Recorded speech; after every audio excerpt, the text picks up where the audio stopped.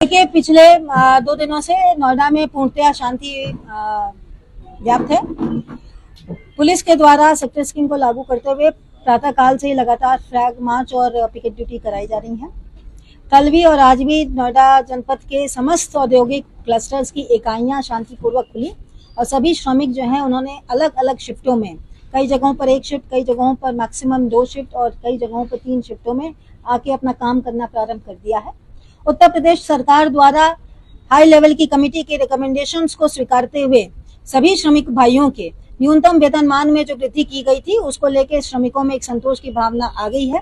साथ ही साथ उत्तर प्रदेश सरकार द्वारा श्रमिकों की संभावनाओं को देखते हुए, उनकी भावनाओं को देखते हुए और उनके विभिन्न परिस्थितियों को ध्यान में रखते हुए एक वेज बोर्ड के गठन का भी निर्णय लिया गया था, जिसे कि परसों ही सभी श्रमिक भाइयों को अलग अलग माध्यमों से सूचित करा दिया गया था। इसके बाद ही वो पीसफुली काम पर लौटे हैं। आज भी जनपद में सभी सेक्टर्स में शांति व्याप्त है, काम चल रहा है, श्रमिक आ रहे हैं और जा रहे हैं। इसी क्रम में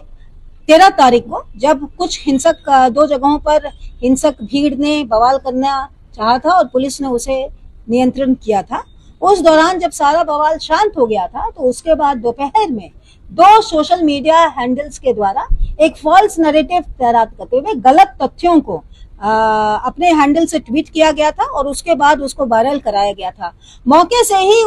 वापस लौट रहे श्रमिकों के पुनः उत्तेजना में आने और उनके द्वारा पुलिस के साथ दोबारा से मोर्चा संभालने की दिशा में एक मजदूर के हाथ से ही इसकी जो सूचना प्राप्त होने पर इसको तत्काल वेरीफाई कराया गया था और उसमें पुलिस की गलत फायरिंग, पुलिस ने फायरिंग की और कुछ लोगों की मृत्यु हुई, ऐसे गलत तथ्य डालकर मजदूरों को उकसाने की दिशा में महत्वपूर्ण रोल अदा किया गया था। ऐसी दशा में इन 2 एक्स हैंडल्स के खिलाफ में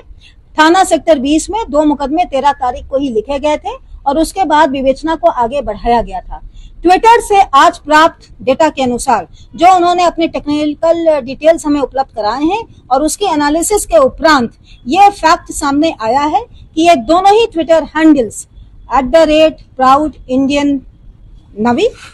एंड एक आपका है जिसकी सूचना आपको अलग से दे दी जाएगी जो उस FIR का हिस्सा है। ये दोनों ही हैंडल लगातार पाकिस्तान से ऑपरेट होना पाए गए हैं। इनमें लगातार जो नेट की कनेक्टिविटी और IP एड्रेसेस हैं वो पाकिस्तान के हैं और इनके द्वारा समय समय पर VPN का भी दुरुपयोग किया जाना पाया गया है। विवेचना आगे प्रचलित है। यदि आगे कोई तथ्य